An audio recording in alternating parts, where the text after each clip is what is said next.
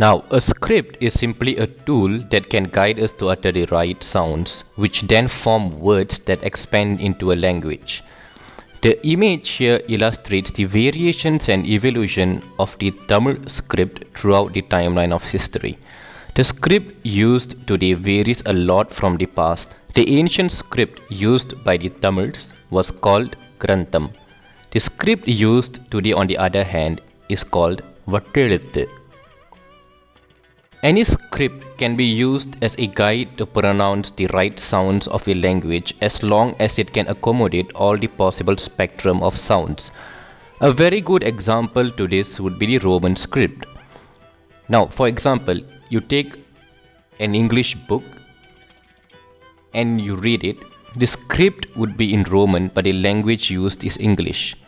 I can use the same Roman script to represent many other languages. For example, in Malaysia, I can use the same Roman script to write Bahasa Malaysia.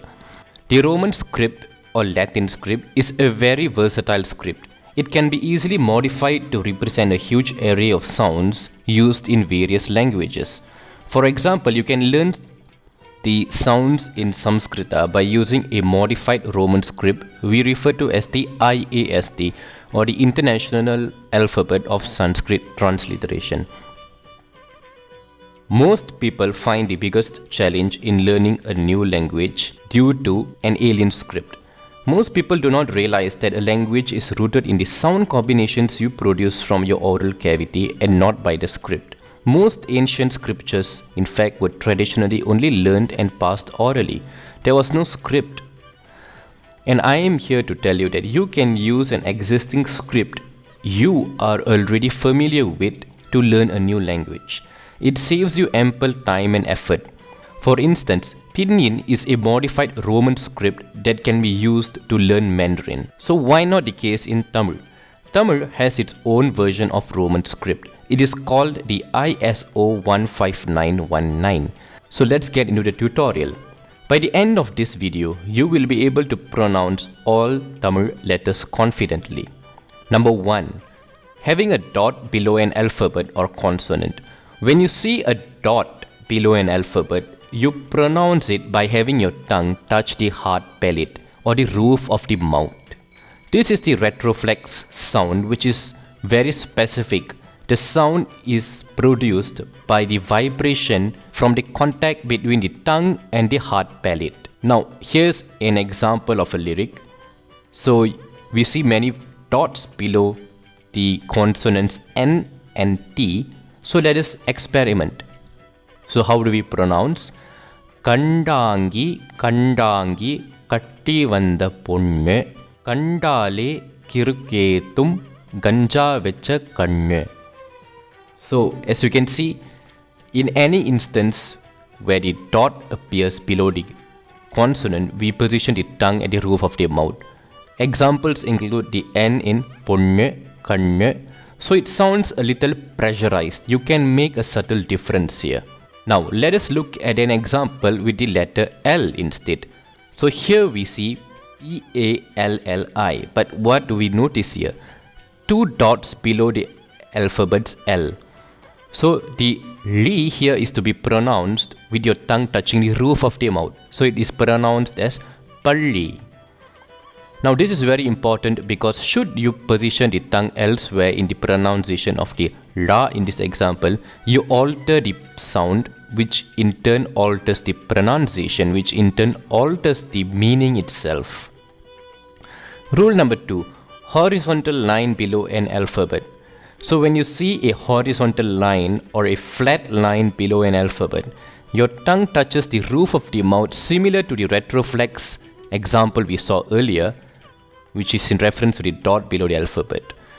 But the position here in the example of having a horizontal line below an alphabet is closer to the upper row of teeth. So yes, your tongue touches the roof of the mouth, but it is closer to the teeth, to the upper row of the teeth, as illustrated in this diagram. Now in both scenarios of having the dot and the line, a flat line below the alphabet, the tongue touches the roof of the mouth, no doubt in that. The only difference is the location. In the case of a line a horizontal line below the alphabet, you position the tongue closer to the teeth. And with a dot below the alphabet, you position it centrally or farther from the teeth. Now this example is well illustrated by the diagram here. So you can see the T with a dot below is positioned centrally, while the T with a line, horizontal line below it, is positioned nearer to the row of teeth, the upper row of teeth. However, in any instance, make sure that your tongue does not touch the teeth. Now some examples of consonants with a horizontal line below them. Here, Pani, Matram.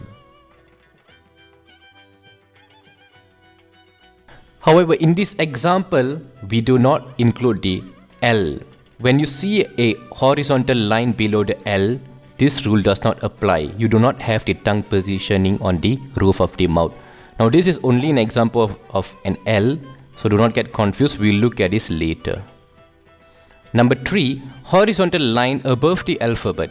A flat line above a syllable indicates elongation of the syllable's duration. It is very simple. For example, here we see Kakam. So the first ka is pronounced as ka, while the second one as a short ka. So it is Kagam. Number 4, nasal sounds. You need not worry too much about them because they are naturally imitable. Now, this N with a curvature above, if you see here, is nya or inj. You do not have to worry about positioning your tongue manually because this is a palatal sound, meaning your tongue touches the soft palate to produce this sound. Let us look at some example which come as words. Here, jnanam, inji. So you can very well imitate these sounds and produce them. Second one, the N with a dot above is nga or ing. Again, don't worry about positioning your tongue manually because this is a velar or throat sound. It is produced from the vibration which occurs in the throat region. One example here, Gangai, the ing in Gangai. Pongal. Number 5, the unique ra. This is referred to as the Chirapparagaram. In the ISO, this sound is represented as an L with a horizontal line below. Now, do not confuse this with the line below the consonant case we saw in the examples of the alphabets N, T or R. This is a special rule for L alone. So, whenever you see an L with a horizontal line below it, you always take it as Ra. So anyways, coming to the point, how do we pronounce this Ra?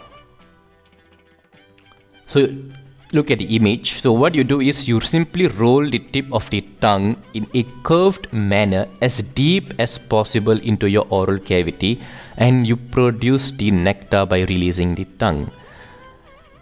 Now an important note here, you are not supposed to touch the tongue at the roof of the mouth in the pronunciation of Ra. Your tongue, even when rolled backwards, floats and does not rest on any surface within the oral cavity. The tip of the tongue must be contactless. Now, letters without a special marking. So what about having alphabets or letters that neither have a dot or a line below it? Then you take it as a dental sound. This is the sound produced from the vibration which arises from the contact between your tongue and the teeth. So your tongue must touch the teeth whenever you pronounce these letters. So let us look at some examples.